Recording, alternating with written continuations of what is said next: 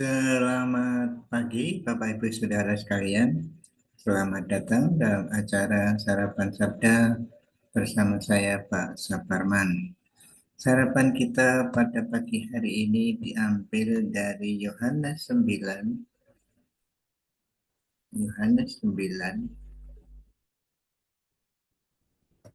ayat yang pertama sampai dengan ayat yang keempat. Yohanes 9 ayat 1 sampai 4, demikian firman Tuhan.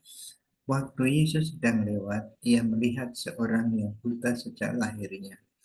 Murid-muridnya bertanya kepadanya, "Rabi, siapakah yang berbuat dosa? Orang ini sendiri atau orang tuanya? Sehingga ia dilahirkan buta?" Jawab Yesus, "Bukan dia dan bukan juga orang tuanya, tetapi karena pekerjaan Allah harus dinyatakan di dalam dia. Kita harus mengerjakan pekerjaan dia yang mengutus aku selama masih siang. Akan datang malam di mana tidak ada seorang pun yang dapat bekerja." Bapak Ibu Saudara sekalian, kembali lagi kita melihat ini dialog antara murid-murid dengan Yesus dengan berhubungan dengan orang buta sejak lahir. Jadi murid-murid berpikir negatif ini ya, cari dosa.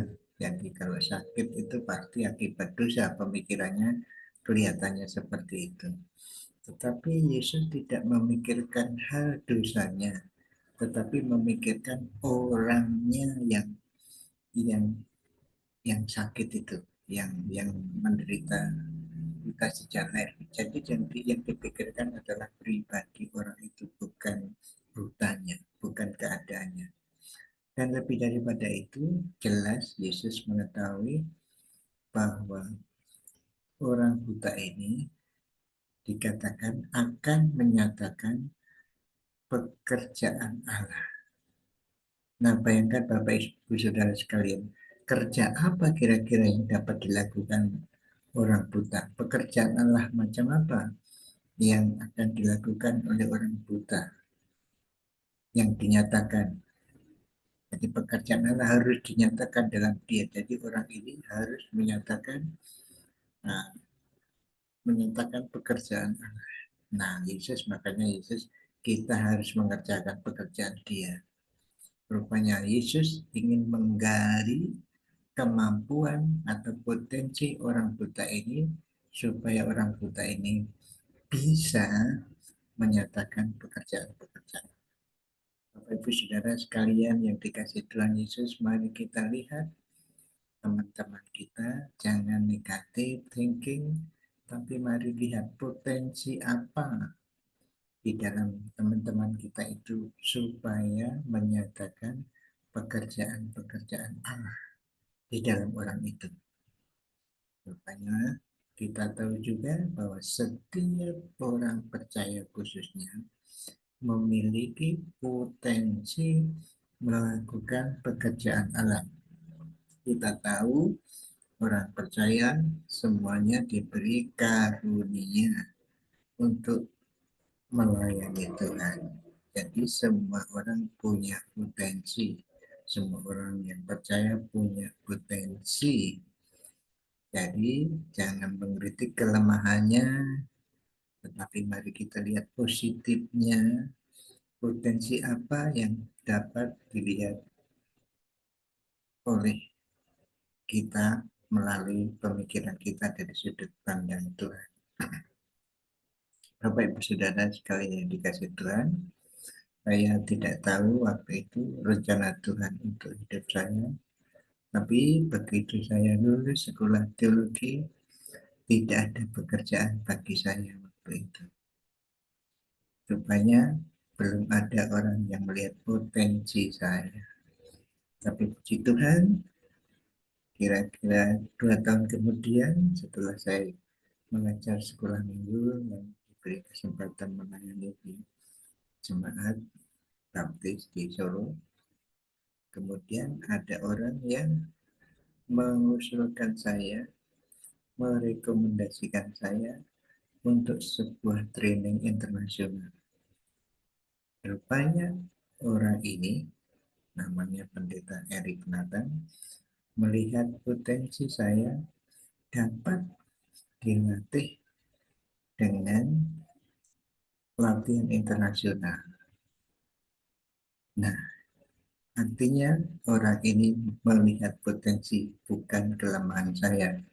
Lulusan sekolah teologi yang belum bisa melayani waktu itu, masih jadi pembantu pendeta yang waktu itu. Ya, tapi Pak Erik Nathan melihat saya ada potensi untuk dilatih menjadi penginjil waktu itu, atau yang lain pemikirannya. Jadi Bapak Ibu Saudara sekalian dikasih Tuhan, mari kita melihat potensi teman-teman kita. Jangan lagi kita menganggap negatif, tapi lihat positif, potensinya apa, kita dorong bersama-sama melayani dengan kita. Mari kita mohon kepada Tuhan supaya bisa berpikir positif, melihat kelebihan orang lain, bukan kekurangannya. Kalau melihat ini buta ya, kekurangannya yang dilihat, tapi Tuhan Yesus tidak. Tuhan Yesus melihat orang ini potensi, makanya Tuhan, aku harus mengerjakan dia yang mengutus aku selama masih ada kesempatan. Tuhan Yesus masih ada kesempatan untuk bekerja mencari potensi dari orang buta sejak lahir ini, dan dia menemukannya. Nanti akan dijelaskan berikutnya. Sekali lagi mari kita berdoa supaya kita bisa berpikir positif, memikirkan orang lain lebih daripada kita, tidak memikirkan kekurangannya, tetapi yang kita lihat kelebihannya, potensinya dalam ikut melayani Tuhan.